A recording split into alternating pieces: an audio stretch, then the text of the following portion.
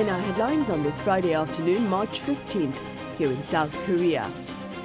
Government authorities here are renewing their calls on professors at medical schools nationwide to refrain from collective action that may further disrupt essential healthcare at hospitals and lectures at colleges. On the economic front, in its latest monthly assessment, Seoul's finance ministry says exports and employment remain on track, but private consumption and construction investment have much room for improvement. Meanwhile, in Russia, voters are heading to polling stations today in a presidential election that has a designated winner, as many pundits say the process is a simple formality to extend Vladimir Putin's term in office.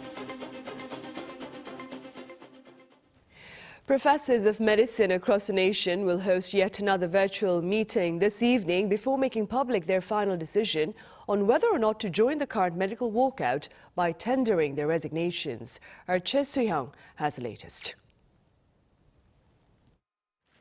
Professors from 24 of South Korea's roughly 40 medical schools will decide whether or not to collectively hand in their resignation letters.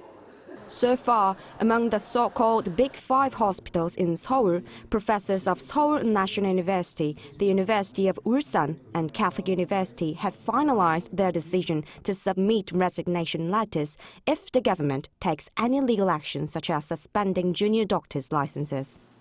According to an emergency response committee of professors formed on Tuesday, they will finish discussions by Friday to show support and to safeguard junior doctors who walked out around 4 weeks ago. The health ministry on Friday morning urged the medicine professors not to resign. The government once again urges the junior doctors to come back to the field for the public and for their co-workers. Doctors can be respected when they stay with the patients. Some of the general hospitals which filled vacancies left by the departure of most junior doctors with professors are now under emergency response measures. Seoul National University Bundang Hospital is now operating surgeries only for emergency, severe cases due to the lack of doctors, and the number of surgeries has decreased by about 30% to 50% compared to before. In Friday's briefing, the government thanks those medical personnel who stayed at their workplaces. While the severity and emergency indicators in the medical field are stable so far, the government is considering the public's inconvenience when using medical services and the exhausted medical staff still doing their duty very seriously. The current conflict between the government and junior doctors was sparked by the government's plan to increase medical school enrollment by 2,000 places starting in 2025. Doctors insist that an expanded quota cannot be a fundamental solution to break long-standing issues like a shortage of essential medical services such as pediatrics, obstetrics and gynecology. The government said the quota increase is inevitable, as South Korea currently has just 2.6 doctors per 1,000 people, far below the OECD average of 3.7, and that it is needed to resolve regional healthcare disparities. The government has unveiled the allocation plan for the new quota on Thursday, with 80% of new med school spots going to schools outside the capital region. Choi Soo-hyung, Arirang News. The Korean economy will expand 2% this year. Now, this latest projection by the Korea Economic Research Institute stands slightly lower than those by its global counterparts, as analysts at the Korean agency believe private debt may hinder overall growth. Our Shin Se-byuk has more.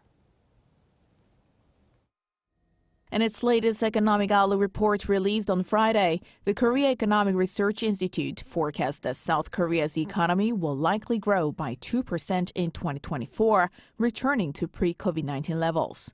This forecast sits below earlier growth rates projected by major institutions, 2.1% by the Bank of Korea, 2.3% by the IMF, and 2.2% by the OECD.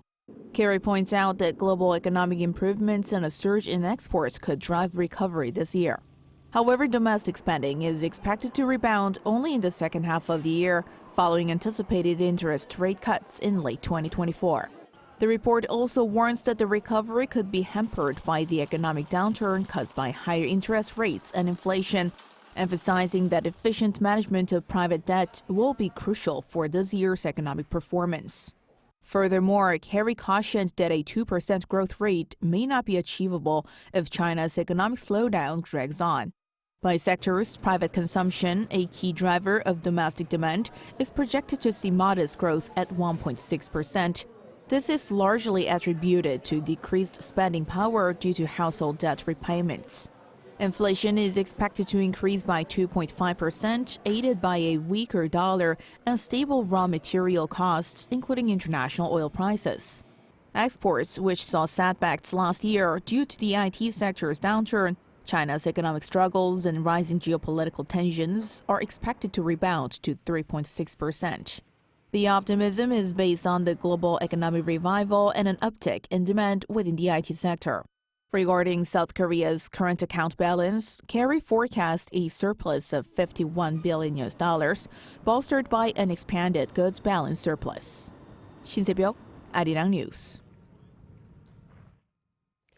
Staying on the economic front, the latest government assessment sees exports and employment on track, but much room for improvement in consumption and construction. Our correspondent Lee Soo-jin has details. South Korea's economy is showing a patchy recovery. That's according to the latest Economic Green Book, a monthly economic assessment report released Friday by the Finance Ministry. There have been improvements in manufacturing, production, exports and employment, but parts of the economy are recovering at different paces as private consumption and construction investment remain sluggish and inflation high. Production in the manufacturing industry in January was up nearly 14% on year, led by a more than 40% increase in chip production. As for the country's exports, there was an on-year increase of nearly 5%, with 6 out of 15 major export items such as semiconductors and ships all going up. And employment figures in February also remain solid, with the employment rate for those aged 50 and above standing at 61.6%, up half a percentage point compared to the previous year. But the nation's economy continues to grapple with high inflation as well as sluggish private consumption and construction investment. South Korea's consumer prices were up 3.1% on year last month, due to higher prices of oil as well as fruit and vegetables after falling below the 3% mark in January. Prices of agricultural goods were up more than 20% from the previous year due to adverse weather conditions in major production areas. And unstable international oil prices meant domestic oil prices were also up. Amid the continued high inflation, retail sales, a key gauge of private spending in January, rose slightly, up 0.8% from the previous month, but dropped more than 3% on year. And investment in construction in the first month of the year dropped 5.6% compared to a month earlier. The ministry said uncertainties remain due to geopolitical risks like the ongoing war in Ukraine and the regional conflicts in the Middle East. As such, the government plans to continue to focus on improving domestic demand by implementing key policy tasks identified during livelihood policy discussions with citizens. The ministry added that there is also growing anticipation for recovery in the IT industry and a soft landing for the global economy. Lee Soo-jin, Arirang News. Over in Russia, the presidential election is underway as we speak, and while exit polls have yet to be gathered, the winner is certain. Our Kim Jong-sil has this report. It's presidential election day in Russia, and we already know the probable winner: President Vladimir Putin. The election, which will last until Sunday, could provide Putin with a sense of reassurance that he seeks over the war with Ukraine. The polls suggest that Putin's win is a sure thing and that he will win with a more than 80% approval rating. In this case, he may continue the war in Ukraine with more confidence. More than 112 million Russians over the age of 18 are eligible to vote from Friday, along with 1.9 million Russians living overseas. The question is how many people vote. I mean, we know his approval rating can mount to 86%. It's the voting rate that will be more important this time. Another takeaway from this election is that residents in the 4 regions of Ukraine occupied by Russia, Donetsk, Luhansk, Zaporizhia, and Kherson, are casting their votes. With the election giving momentum to Putin and his policies, experts say he may want to use this opportunity to conclude the war with Ukraine. Putin may feel it'd be burdensome to drag the war out as he plans to start something new with a new term. I think if the US or Ukraine are prepared, Putin may want an opportunity to potentially end the war. Putin's renewed leadership would also impact the dynamics on the Korean peninsula, with Moscow and Pyongyang rapidly boosting ties in recent months. If Russia further strengthens its ties with the North while distancing itself from the South, it will have a huge impact on South Korea's national security and stability on the Korean peninsula. Experts added it's important for the South Korean government to come up with measures to cope with Putin's new term, while further preparing for the outcome of the U.S. presidential election in November. Kim Jung-sil, Arirang News.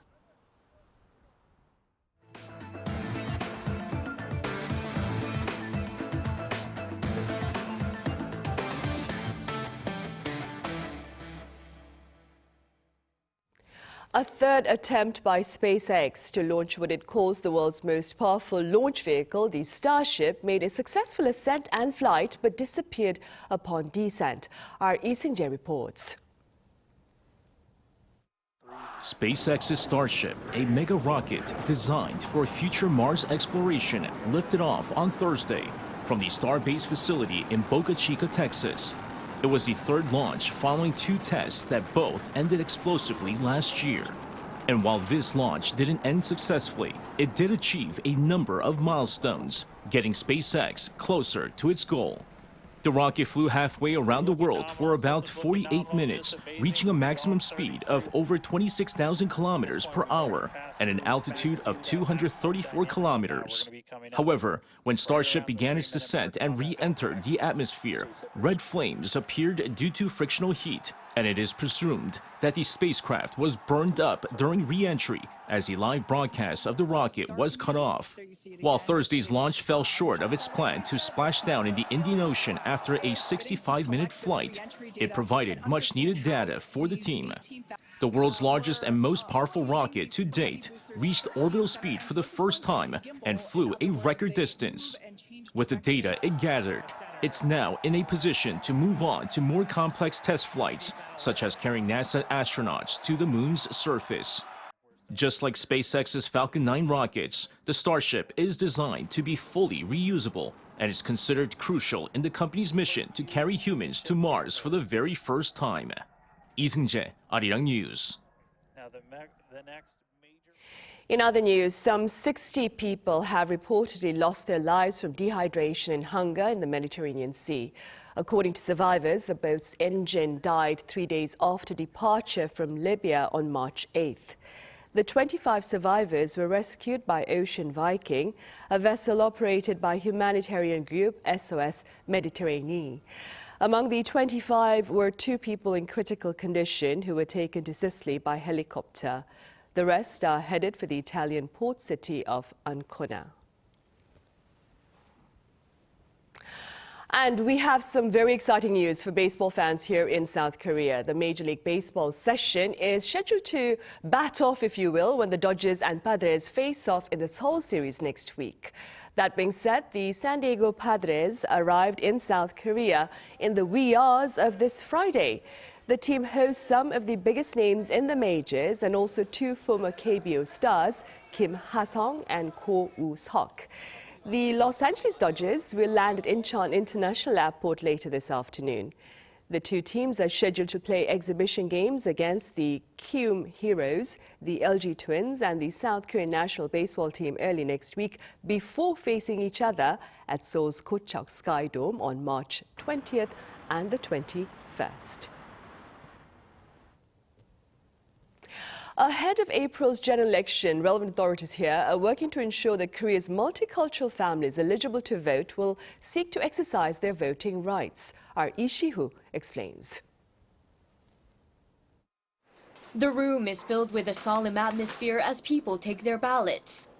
This is a mock vote organized by the National Election Commission to help women who have immigrated to South Korea better understand the country's election process. At a multicultural family center in Cheongdong-gu district in eastern Seoul, a group of women learn about the Korean political system ahead of the upcoming general election.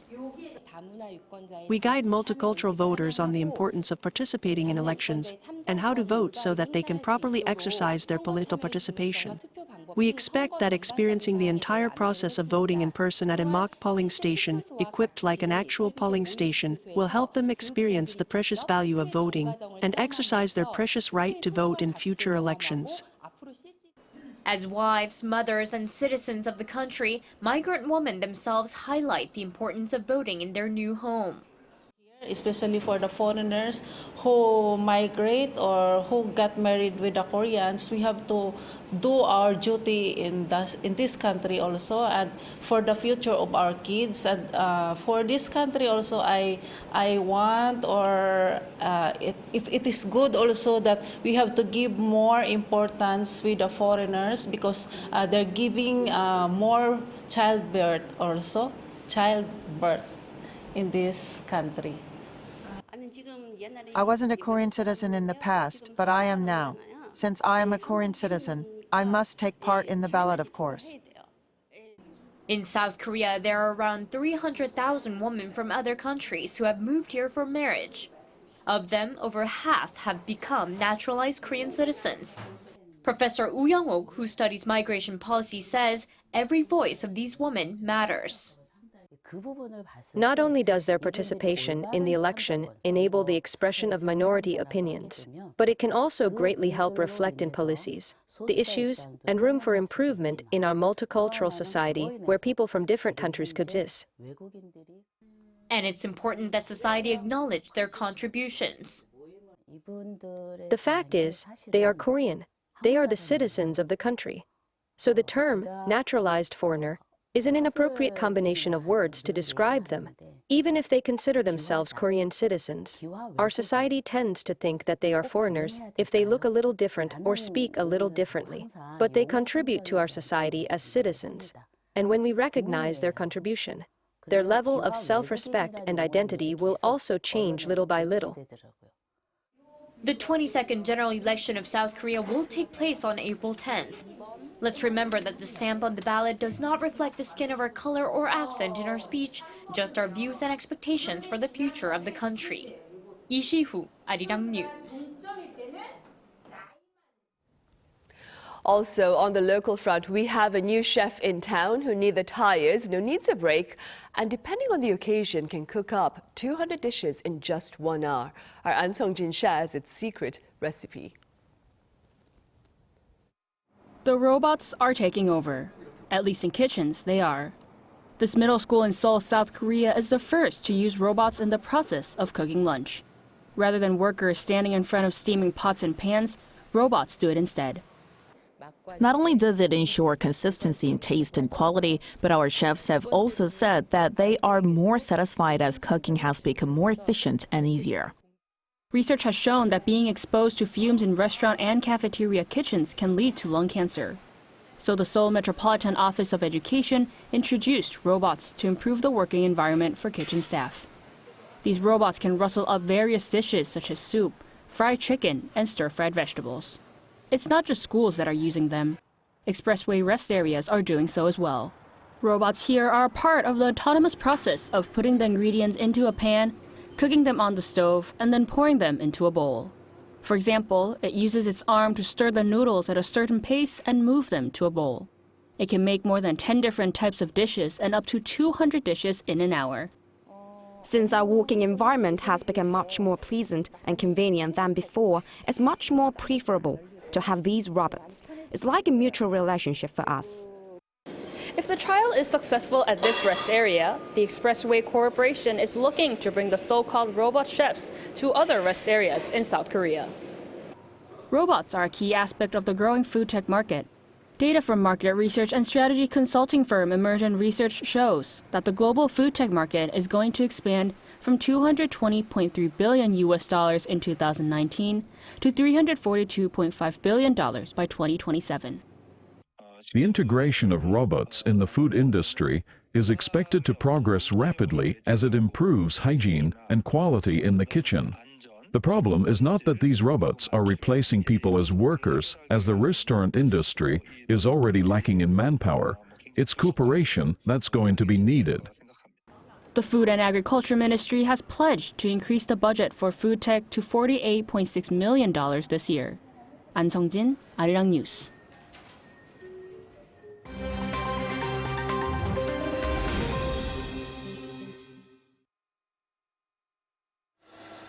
Let's take a look at the latest news in the world now.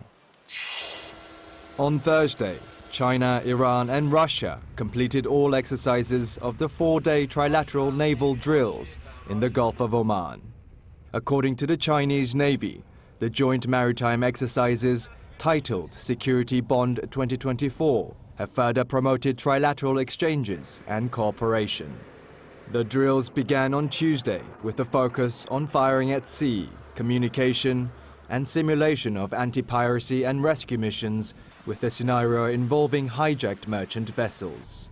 The Chinese Navy deployed their destroyer Urumqi, among other ships, while Russia dispatched a guided missile cruiser and Iran more than 10 vessels for the joint exercise. An officer of the Chinese Navy said that the three sides took turns to command and coordinate closely. U.S. Senate Majority Leader Chuck Schumer on Thursday publicly criticized Israel's Prime Minister Benjamin Netanyahu and called for new elections in Israel. Addressing the Senate, Schumer said Netanyahu had lost his way with his operations in Gaza, too willing to tolerate the civilian toll. He also said the Netanyahu coalition no longer fits the needs of Israel, and that an election is needed to allow for a healthy and open decision-making process about the future of Israel. Schumer also urged for negotiations for a two-state solution, saying the rejection of such a plan would be a grave mistake. Democrat Schumer is the highest-ranking Jewish elected U.S. official and a long, strong supporter of Israel. State Department spokesperson Matthew Miller said Schumer's comments were his and not those of the Biden administration. In Japan, a Tokyo district court on Thursday ruled that the country's current ban on same-sex marriages is in a state of unconstitutionality. A district court in Sapporo had also this week ruled that the Japanese civil code that limits marriage to only the opposite sex is unconstitutional and discriminatory, saying that enacting same-sex marriage does not seem to cause disadvantages or harmful effects. While polls show that 70% of the public support same-sex unions, the Liberal Democratic Party of Prime Minister Fumio Kishida has been opposing the implementation of homosexual marriages. Currently, Japan is the only G7 country that does not recognize same-sex unions nor offer legal protection. In East Asia, Taiwan remains the only state that allows same-sex marriages. Global chocolate prices are expected to rise even higher as a shortage of cocoa beans is affecting African cocoa plants. In the Ivory Coast, which produces almost half the world's cocoa, some processing plants have stopped buying beans and some have shut down as even global commodity traders struggle to source beans. Ghana, the world's second-largest producer, had operations at most of its 8 processing plants temporarily suspended over recent months. Ghana's state-owned cocoa processor, CPC, said it is only operating at 20% capacity due to the shortage. Retail prices for chocolate rose almost 12% in the US in 2023 and are expected to soar further with continued poor harvests. Kim Seong, Arirang News.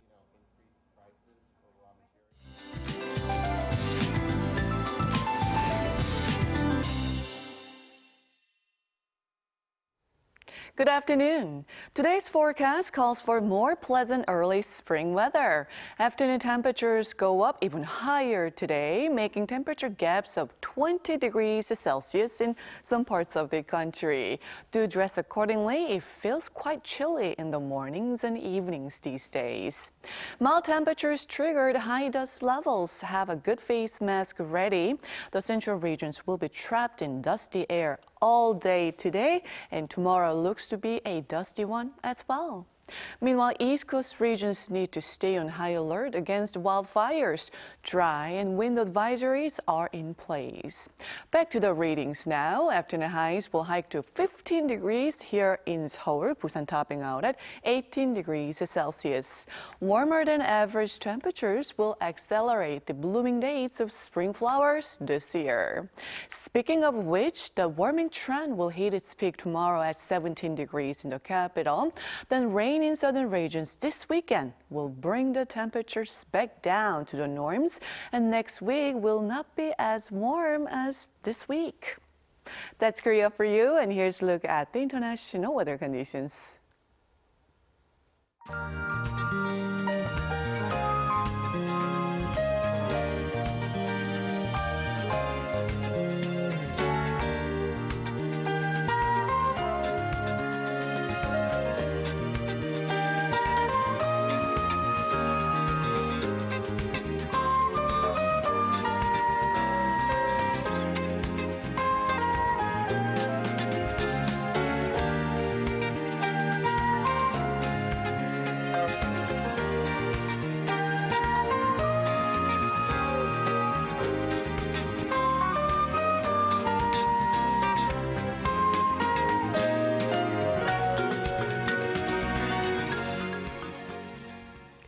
And those are the headlines at this hour here in Korea. Coming up next is our daily panel session. Do stay with us.